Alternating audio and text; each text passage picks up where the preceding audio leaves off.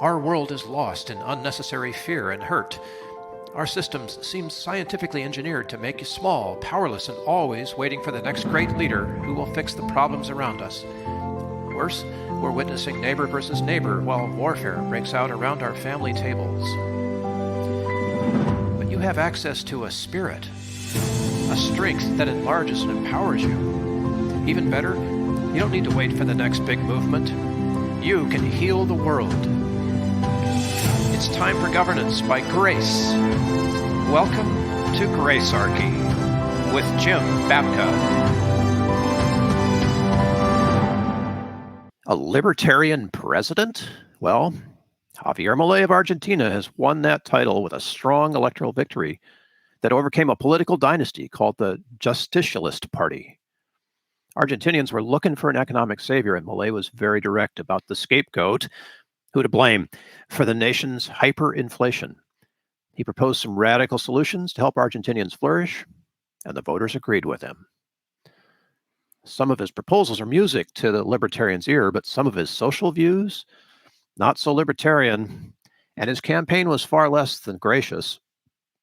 Obviously, this watershed moment is ripe for the ready, willing, and eager comments of career libertarians. And fortunately, Gracearchy is home to the leader of the grace-based new libertarian movement, Jim Babka. Oh, wow. Oh, I hope I can live up to that. And congratulations on saying Justicialist. Oh, that took me a few tries. You're going to have to explain that for listeners, of course. We will get to that. Yes, we'll get to it. So, extreme right-wing libertarianism? My head is spinning, man. Yeah, so you obviously read the headlines, right? I read the headlines. Yeah, they're trying to make this one work. I have no idea what the heck that means. It's a political thirst trap. Yeah, libertarians have this funny joke they like to tell that they want to take over the world just so they can leave you alone. Right. Right? Whereas, anybody that's extreme right wing or extreme left wing, they're not interested in leaving anybody alone. Quite the contrary. I mean, the whole they're interested in the delicious tears of their enemies, right? Right. Yeah. So there is no such thing as a extreme right wing libertarian. It's word salad. Yeah, totally. And it's designed to demonize. It's not designed to be gracious. It's designed to demonize. Scapegoat. They're setting it up right now. Yeah. Has this guy got a chance? I mean, or maybe we better start back. Is he really a libertarian? Well, I think we should dissect that into some detail today. And I think the place to start is to say, what is a libertarian? And this is a topic, obviously, as the co-creator of the Zero Aggression Project, which started this show, which hosts this show, I should say. ZeroAggressionProject.org. We promote the show through there and host every episode through there. And the Zero Aggression Project is based upon the Zero Aggression Principle, which said that it's wrong. We should zero out, as it were, initiated force and excessive violence as means for achieving social goals, especially political ones. So, libertarian, there's a lot of different types, and this is one of the reasons I really wanted to have this conversation with you today, Bill, because this is going to be important on two levels today, that there are nuances in things. We can say a lot of things, we can make some declarations about certain types, and we can generalize. But within those generalizations exists a lot of different people with varied views. And there are a lot of different types of libertarians. The most typical libertarian is what's called a natural law libertarian. Yeah, I get that. Typically, they're constitutionalists. They believe in rights, that every human being is endowed with rights, and that those rights come with them as part of the package, whether they come from God or there's some other source that they come up with for that. But they believe that every human being has rights. It's a very American-sounding thing because it's very consistent with kind of the founding view of the country found in the Declaration of Independence. And they generally want a limited government, limited to what the Constitution says. So that's kind of general libertarianism, and that most libertarian-leaning people are in that general direction. Yes. There's a whole bunch of, nuanced types of, hyphenated libertarians. We've talked here on this show about human respect, which is an emerging philosophy that is focused on human flourishing. What does it take for a human to flourish. And it argues that humans do not flourish under coercion, that the way humans flourish is when they're able to work together voluntarily. So that's human respect, libertarianism, objectivists. An objectivist, that's the philosophy of Ayn Rand. You'll hear a lot of people associating libertarianism and Ayn Rand. Ayn Rand believed that you have life, you have certain needs to do or achieve certain things in life. She summed this up in the term selfishness. You had your own interests to pursue, and if you're unable to pursue your interests, if you're unable to be fully free, can't really have a free society either. That's called objectivist. That's objectivist. That sounds radical. Then, right now, the one that Javier Milei's had stuck to him, and that he has openly embraced, and that we should unpack a tiny bit, is anarcho-capitalist, which I think is the hyphenation of two of the worst ways to go about describing yourself politically to anyone. Did he do that, or self-label, or was this is a label that originates in America? It's really probably Murray Rothbard, the economist, who probably coined the term. But everybody who's in the anarcho-capitalist movement, he's kind of considered the patron saint or founding father of it. Murray died in the mid-90s. And but before then, he wrote prolifically on a lot of subjects, not just economics. And he laid out a system of libertarianism that is based on property rights. The core of it is property. So every question boils down to asking yourselves, who owns the property at the moment? Property. Right? Is this a Milton Friedman branch of libertarianism? No, that's Milton would be a different type of economics. There's Austrian versus Chicago. So this is Austrian economics that we're talking about here. In with the anarcho-capitalist, the Chicago school was much more mainstream. They're influenced not just by Murray Rothbard, but by guys like Ludwig von Mises and Friedrich Hayek. Got it. And all of these guys are guys that came up. They were words that were uttered by Milei while he was campaigning. Yes. And in the Rothbardian version of this, which is highly influential on another American character or politician, which is Ron Paul, in that version of libertarianism, they are very concerned about the control and rule by money, the ability to control what money is, what its value is, to favor certain parties over others in that valuation through schemes like central banks. They're anti-central banks. That's a highlight of their policy application of their views. Got it. And this is a big, big issue in Argentina right now that has an incredibly high inflation. Because they've been printing money like crazy to cover their debts. Yeah. Now, if you start to take libertarianism, I just want to say one more thing about libertarian. If you start to take libertarianism, I gave you all these basic philosophical views, but they all end up in kind of a very similar place. And that is that they want to downsize the government. I happen to have started an organization called Downsize DC, right?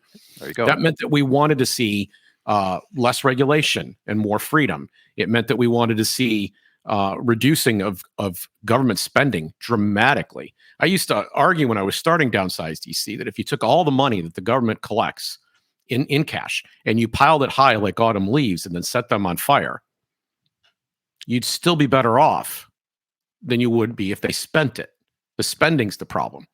So there's a tax and spend party in Washington. There's a borrow and spend party in Washington. The problem is the spending. And as you're going to see, that's going to become very important to Milei as well. But all of these views would support putting much more emphasis on natural competition, free people acting in the marketplace, able to exchange goods and services, able to compete with one another to deliver products and services and to address social needs. Okay, so social needs, because that I think is at the core here of what's happening in Argentina. Yep.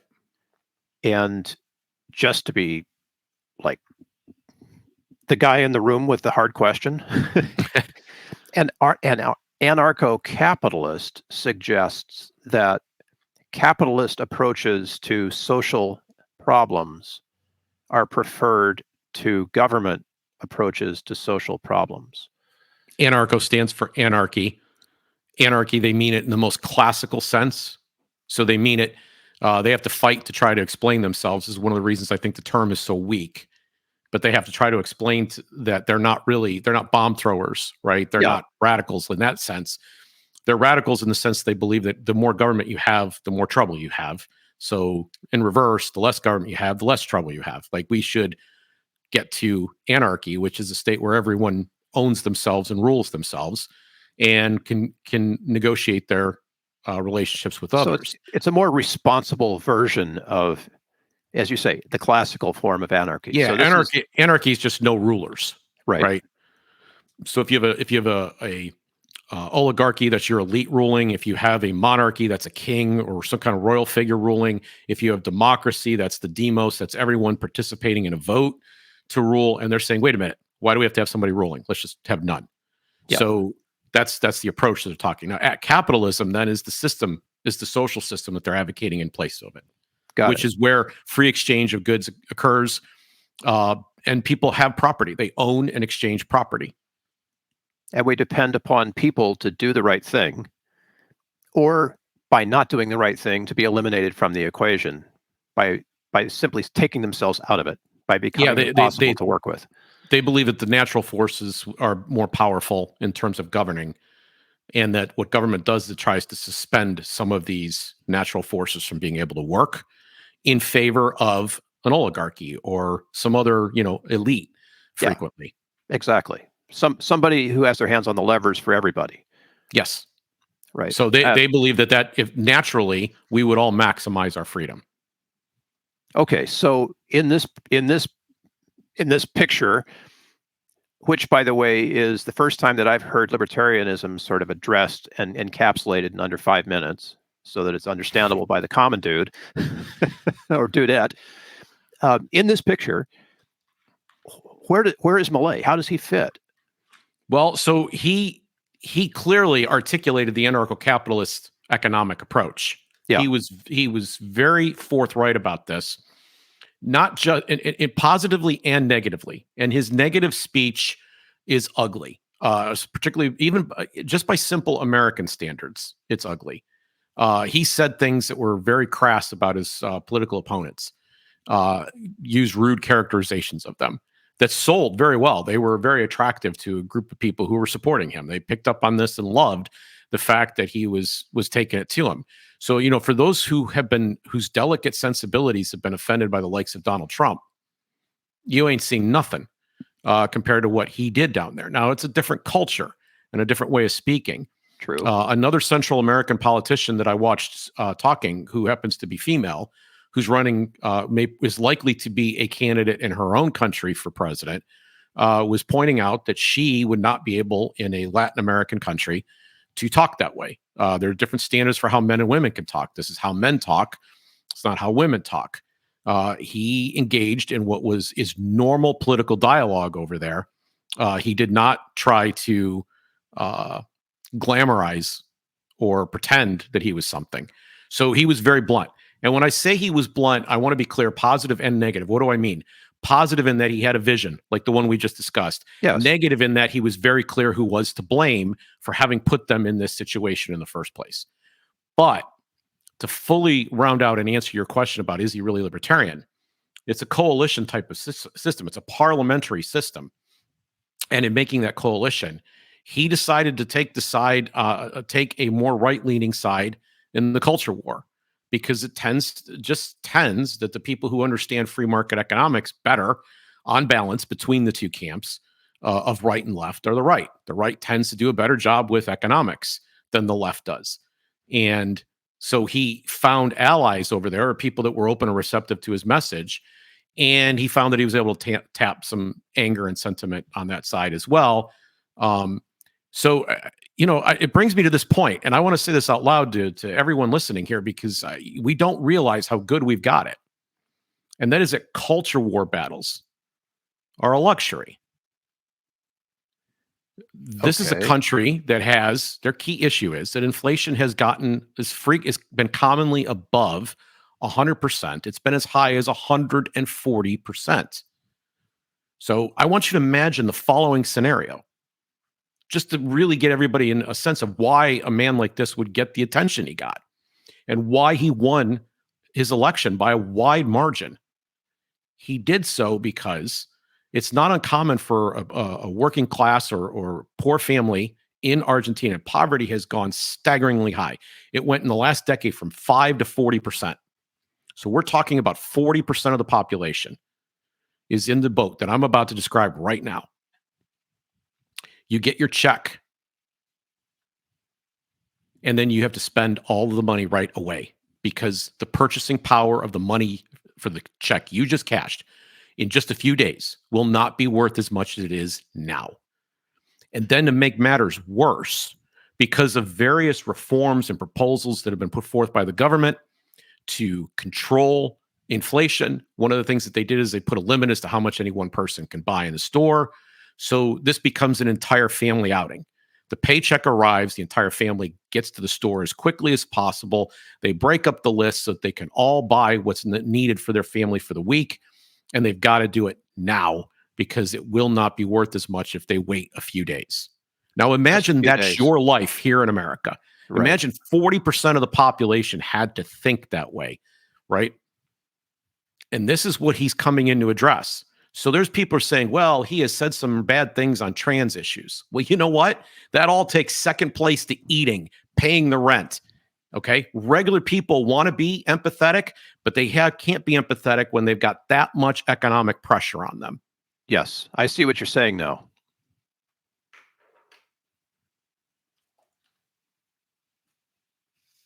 It takes all the air out of the room. Mm-hmm. And in 10 years, so 5%, what is this? I mean, this is a crazy question, but what is a sustainable level of poverty in a country?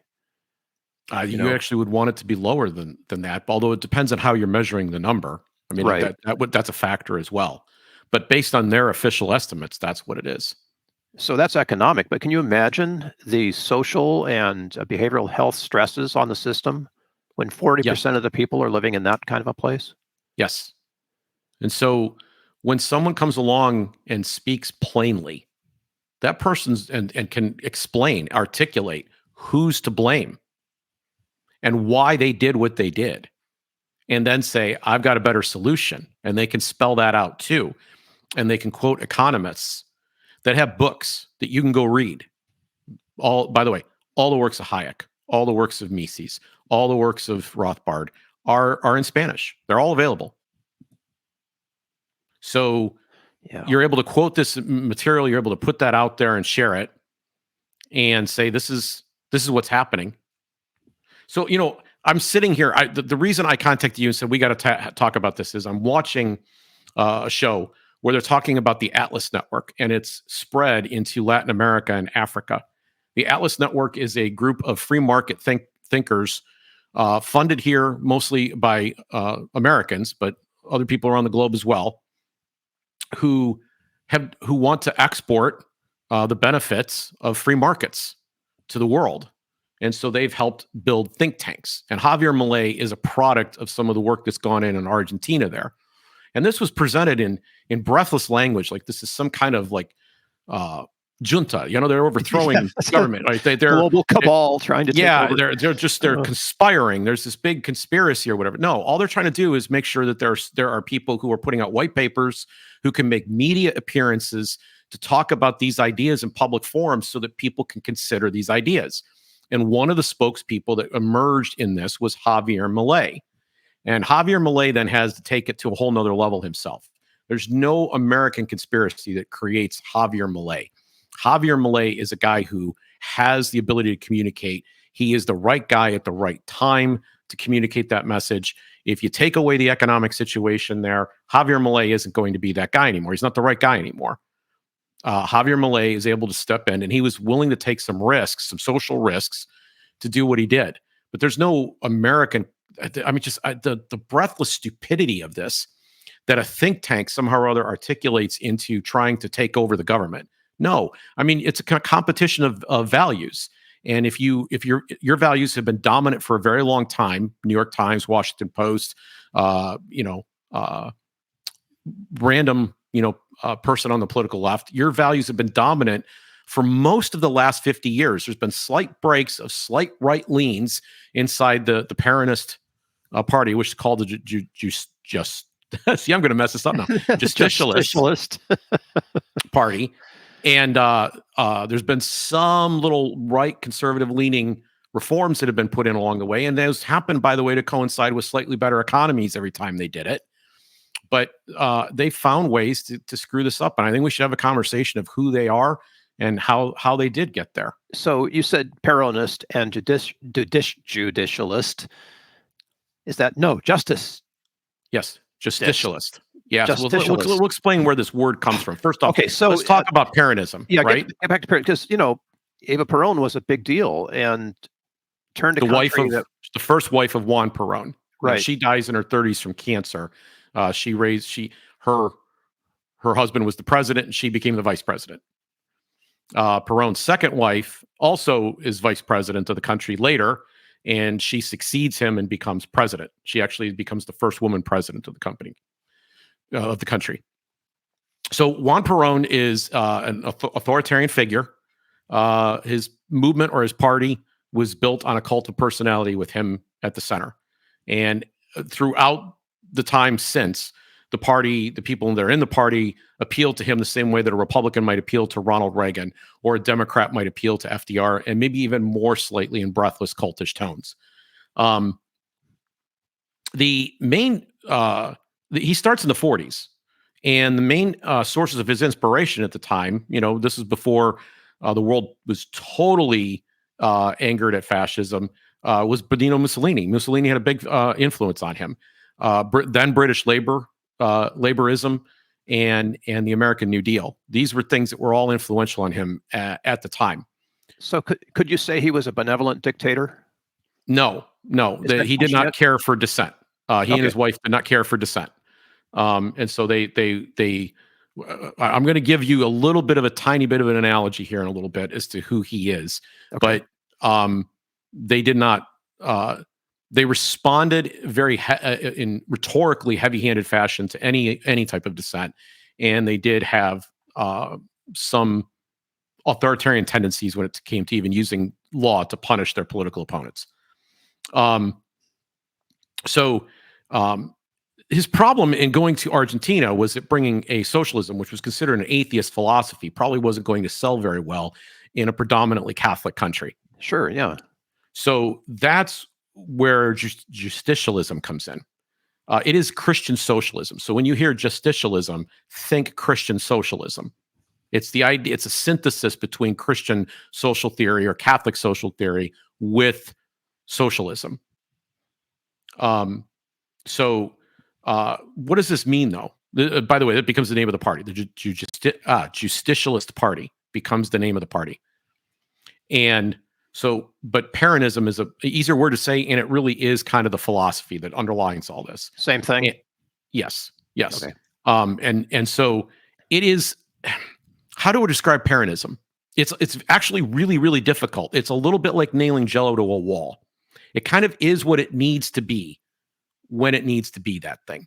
Okay? So it can change shapes around. Yeah, it's very shape-shifted. It's very flexible, might be a nice way to put it, a gracious way to say it. Okay, flexible. But it's primarily a mix of populism and corporatism. So populism is usually trying to reach out to the people, right? And we're going to take care of you. We're going to make sure your lives are great. Okay, yay, our lives are going to be great because Perón is in charge, right? Yeah. But corporatism is where we reach out to the business community, and we tend to make industry great. So what ends up practically happening when you're trying to buy off both of these groups is that it's a buy off. It is literally like taking the public till and taking the force of the state and using it in whatever way you need between those two, almost like it's a slider. We're going to go a little bit more labor right now. We're going to go a little bit more corporate right now. We're going to do this thing. We're going to do this delicate dance, and everybody gets something out of it. Right? Got it. Yeah. So there's got, if you're playing that game, somebody's got to lose, and that's the taxpayers and the citizens. It's the devastation that starts to be wreaked in the economy from everybody being bought off by the government. But it also explains why people vote for it, right? They keep voting for it because they don't want their specific program or entitlement or benefit or contract taken away from them. Makes perfect sense. Sure. So this flexibility and this total control of the economy has allowed this system to stay in place. There was an interruption in Perón's leadership, but since the 70s, this has been the dominant view. And this started for this country all the way back in the 40s. So this is a long-held dominant political movement that Javier Milei is potentially breaking right now, that has been running the country for a very long time. Now, just to be clear how flexible they are, it's kind of like being in a one-party city or a one-party state where, one party's got the whole thing, sewn up lock, stock, and barrel, and they start developing competition within the party. There start to be wings of the party. Sure. Okay. So think, like in the think you could have like a conservative Democrat, you could have a liberal Republican, right? Yeah. But it's even more so, it's more pronounced there. They have wings. And so during times of economic contraction, when they got to start to get their house in order and more conservative elements take over, they bring a little bit more of traditional values. They say the reason that this has happened is we've lost sight of our traditional values. Sound familiar? Yeah, I can hear that here. And then on the flip side, most of the time, the Justicialist Party prefers to be progressive and spread its wings, and they have a more progressive social justice ethos that, of course, also is funded by the state. So it sums up into a form of national socialism. Now, remind me, because I've forgotten. Every so often in my lifetime, you hear about Argentina is about to default on their debt. You remember hearing that? Yes. Yes. And by the way, it's a typical theme for a lot of countries around the planet. Okay, makes sense. Because you can't, print your way out of...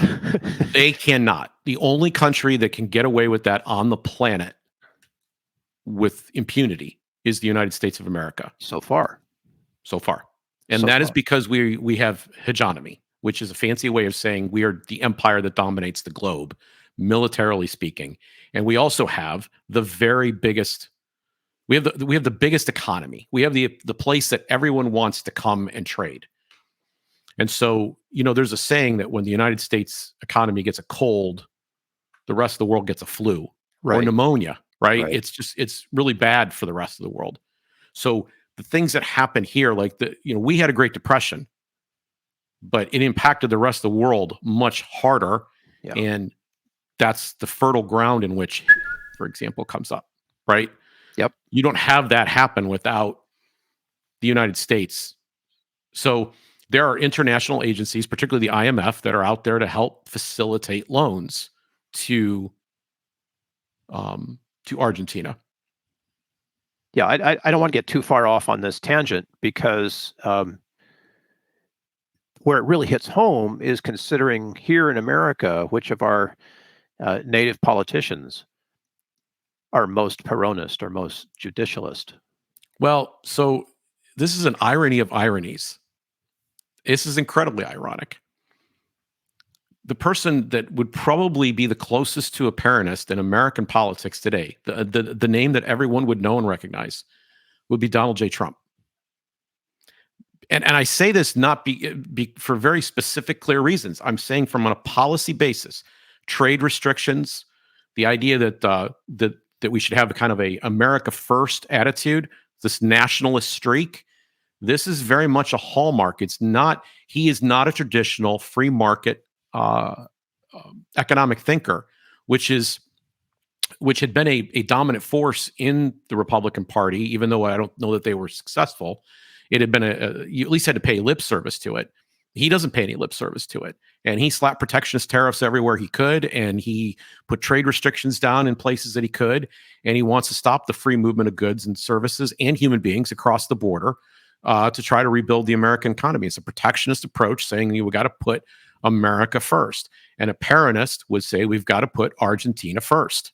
So is Milei echoing Trump? No, this is the thing that's really interesting, is because Trump has basically said, I am endorsing you.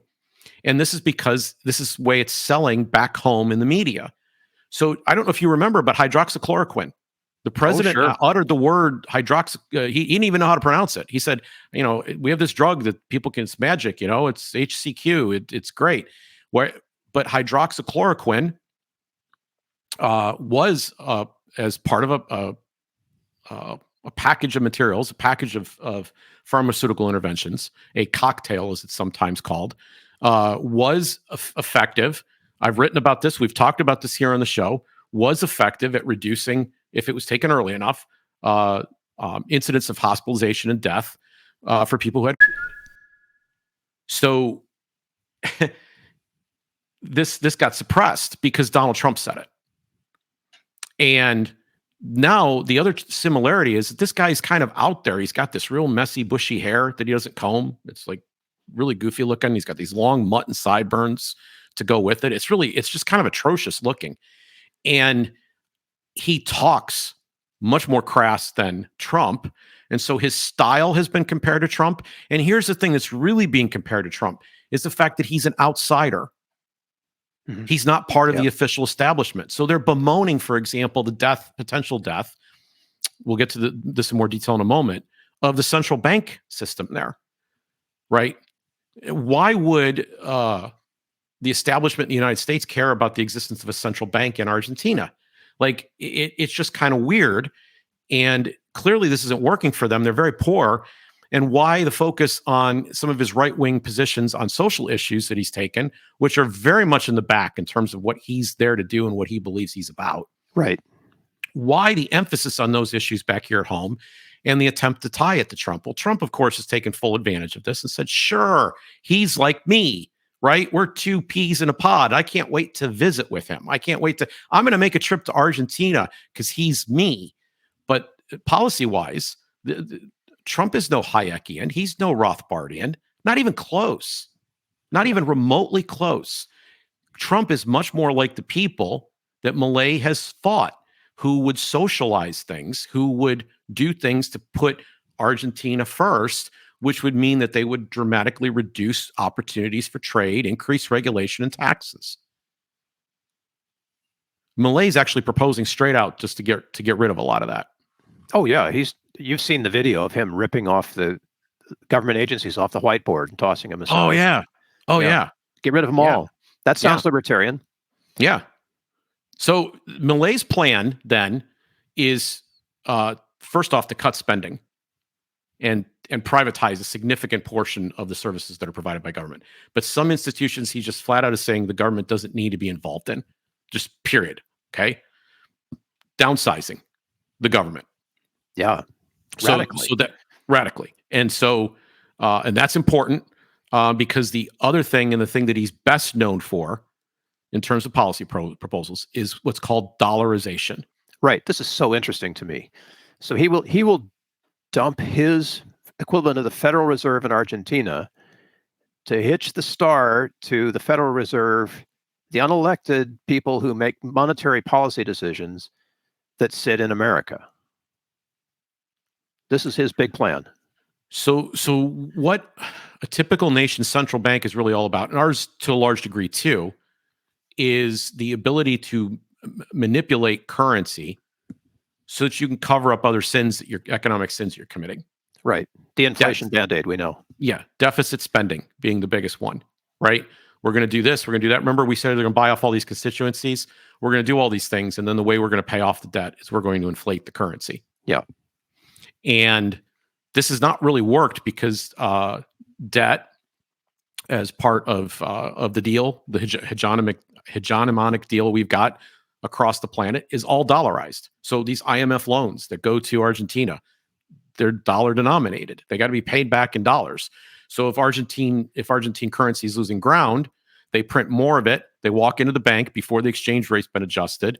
They pay off some debt, and then it gets adjusted. Right? This is the game that they're playing, but it's played at the expense. This is a tax on the poorest, most fixed income type citizens. Oh, sure. Poverty in from the 5% country to 40%. Because they can't buy anything. Yeah. Everything's gotten too expensive. And you can't even, it's impossible. Imagine 140% in inflation rate. You can't. So you're complaining. We Americans are complaining about the fact that, over the last 2 years, roughly, year and a half, we've seen prices on some goods go up by as much as 60%. Sure. There have been some goods that have, but in general, we're probably talking about more like a 10, 11% inflation rate. And I know that's going to get letters right now. People are going to write me and start telling me I'm all wrong about this, but we've been able to moderately adjust to this. This is hurt, but imagine that that's something you have to go through weekly, not every in a year and a half's time, weekly. Yep. Weekly. Prices go up weekly. It just, daily. I mean, it's absurd. So they took, he is saying the strongest currency in the world, the one that we have to denominate our debts in, is the dollar. We're going to go to the dollar. We are going to dollarize our economy. We're not going to have a central bank where they play these games with the people's money and they are able to diminish the value of your money. Now, how are we going to do that? Well, this is the hardest thing of all. And no politician, there's people that have walked around saying, I'm for reduced government. I'm for limited government. I'm for downsizing government. I run into people when we were downsized DC all these years to say, oh yeah, I'm all for that. No, you're not. They I know you. You're going to have to explain that statement.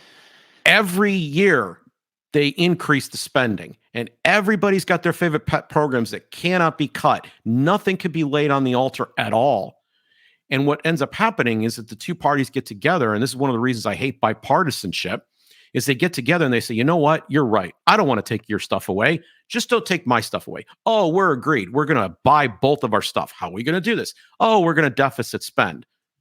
And how are we going to pay for that? We'll just print more money. And we've been fortunate because we're kind of like the nation that has outrun the other guy that's running away from the bear, right? Right. We didn't have to outrun the bear. We only had to outrun the other nations behind us, all of whom were borrowing and needing to convert their money back into dollars to stay on top of it. All of them have to buy oil that way as well. Yeah. So we're able to outrun this for now, but who knows for how much longer. There's been tremors, there's been earthquakes. We've experienced a couple of things along the way in the last 55, 60 years that should, be cause for concern. And seems to be building to a head potentially. This guy, though, right now is saying this is the strongest currency in the world. This is the way we have to pay our debt.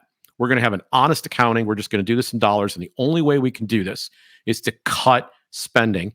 And we're going to cut some taxes too, so we can get the economy moving again. So that means we have to cut spending even more. We are really going to put this back in the hands of the people and allow them to dig themselves out. And this is a libertarian vision. Now, there's still a challenge because he's got there's an elaborate web of price and currency controls that were put in by these various Peronist administrations, and it's going to be very hard to pull these things back and not have an explosion of new price increases. It's very likely that those will happen in the short term. So he's got a lot to navigate here. Sure, but there's actually a bigger thing. There's actually a bigger thing that I'm concerned about here. Just on a experiential level, M. Stanton Evidence had this great quote. He said, as soon as one of ours gets in a position to do something, they cease to be one of ours. How true. And there is already, just in the days since he's been elected, we didn't do the show the night that he was elected. We're doing this a few days after.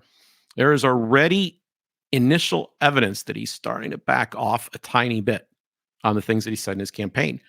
And I'll give you a tiny one. The gentleman that he had selected out, that everybody knew he was going to pick to head the central bank, whose primary job was going to be to close the central bank, did not accept the job when he was offered this week. And neither of them have commented as of the time that we're doing this broadcast. But the implication would be that he's not ready to move quite as fast as he talked about during the campaign. He's supposed to take office on December 10. And he might want to, calibrate and plan and maybe, go a little bit slower. That would be a big mistake. If you're going to do this radical surgery, you got to do it hard and all at once. And all the price of it's got to be paid right up front. And I got to say to everyone here in earshot, I'm speaking to you as a libertarian right now. Utopia is never one of the options. This is axiomatic. This is like gravity. A utopia is never one of the options. So I guarantee that if he does the right thing, there will be people whose oxes are gored and people who are upset with how some of the initial outcome or results that they're getting. I would compare it to drug recovery. The initial period of it is the worst. And if you just kind of, if you start to go through withdrawals and they get really bad, and then you know what, I'm just going to take a little bit of drugs to hold off the withdrawals symptoms. And then, okay. But then you're still going to have to go through that again. And you're going to end up delaying or prolonging a process and maybe never getting to the point where you get to recovery. It's got to just happen all at once. And it may have to be painful. It's in its initial stages. Wow. And economic recovery is now the equivalent of substance abuse recovery. I think that's honest. I think it's really hard for a politician to stick with substance abuse recovery in this case. I don't think they can do it. It's really hard. And I'll tell you what compounds. Well, let's compound this for a second. Because I've got some real concerns. I've got real concerns, and I want them all clear and on the record. Yeah. If I did this show for anything today, it's this moment now. Okay. The House, his party, only got 37 of 257 seats. In the Senate, his party only got 8 of 72 seats. What is his actual ability to govern? What level of cooperation is he going to get? How will he go about achieving consensus? Bill, if he's compelled, I was saying this for a couple of months before he was elected because I had friends that were getting excited. I'm like, this might be too soon. This might be premature for this movement. They might not have enough base to pull off their policy agenda here. This has to happen. It has to be thorough and complete. It's got to be, they've got to give it the full, what they call the full college try, right? Got to do the full. They're not, if they don't do it, because he has to make coalition deals. If he becomes the least bit concerned with staying in power, if they're able to depose him in some way, right, through whatever means and chicanery that politicians engage in. We're watching that happen here in our country too. When you see that happening, will he still be able to stick to his guns on this issue? Will he get sidetracked into other side issues? If he can stay on this issue, if he can get consensus and he can do everything that he's supposed to do quickly, then they have a chance. They have a chance, but it won't be instant. It won't be evident, and the opposition is going to be huge, and the whole world is going to report it as an absolute catastrophe. And it'll take it, but if it's given 2 to 5 years and allowed to flourish, then the people themselves will flourish. The turnaround will be miraculous. But the odds that happens, that a politician sticks to his guns on this, are so low that he gets support. And then every state has a deep state. There are people in the bureaucracy who are going to fight at every turn. They are going to not cooperate. They will use legal means. They will use passive aggressive means, and they will use outright strikes and defiance to keep from doing what they're supposed to do. And they will lie if that's what they have to do. They will find ways to charge him with things if that's what they have to do. All of this is a possibility. And the more he sticks to his guns, the more likely all of these things are to happen. And I just, with the odds of 37 on your side out of 257 or 8 out of 72, I can't help thinking right now that God tends to be on the side of the bigger battalions, right? How are you going to settle this? Now, maybe he can hold out and fight and get another election where he can improve the level of power that he's got. But Argentina's burning with 100 to 140% inflation rate, with a poverty rate that's topping out now at 40%. Do they really have the time to wait for that? And so those are my concerns. I really think the realistic possibility is that the odds of failure are high. And as a libertarian, I'm concerned. Well, you can see this painting libertarians, black for the rest of eternity. Yeah. It doesn't work. Yeah. This is the biggest thing that's happened in the entire history of the libertarian movement since it started. We've not elected a president before. There's people who pretended that certain people are this or that, or they're close to libertarian, or they're mostly libertarian or whatever. Nobody has actually come out and said, quoted Hayek and Rothbard and gotten elected to be president of the country and then proceeded to govern that way. Nobody's done those three things. Nobody's done that. And this guy's out there saying, I'm libertarian. And so when his libertarianism fails, when it doesn't turn things around because he gives up too soon, or he can't get the consensus necessary to govern, or the deep state fights him, when any one of those things or all of those things happen and he flips or he gets sidetracked into some other issue, it'll be libertarianism that gets blamed. They'll say, see, you elected a libertarian down there and it didn't work. So, and the hardest thing, our politicians at home can't do it. Our politicians in other countries can't do it because they're buying off people with the tax dollars. They can't cut the spending. The hardest thing to do here isn't the de-dollarization. The hardest thing to do here is to stop spending the money. Making those cuts is going to gore some oxes, and people are not just going to sit by and take that. That's the hardest part. If he doesn't downsize, it will not work. Can he sell this? Is popular support one way He's forward? going to have to. He's going to have to. So far, he hasn't been honest, right? He hasn't told people what they're in for. You know, that recovery period. I think he has in a way, because that's part of how crass he's been. He has suggested that his opponents are murderous, that they always get what they want, because at the end of the day, if they don't, they kill people, and that they're willing to destroy you economically. You're their enemy too, if you oppose them in any way. So I think there is some degree to which he's been honest, but he's got a tough road ahead of him. It is definitely going to require a lot of communication. Anything that we can do here in the world's largest economy to help support this? No, they have to do it for themselves. But I'm concerned that my American friends understand what actually happened here. And I want to be on record at the beginning of this administration to say that the only way you can call him libertarian is if it turns out he actually governs that way. Yes. Yes. That's the point, right? Yes. Other concerns? I think there's some grace points to raise before we sign off. Okay.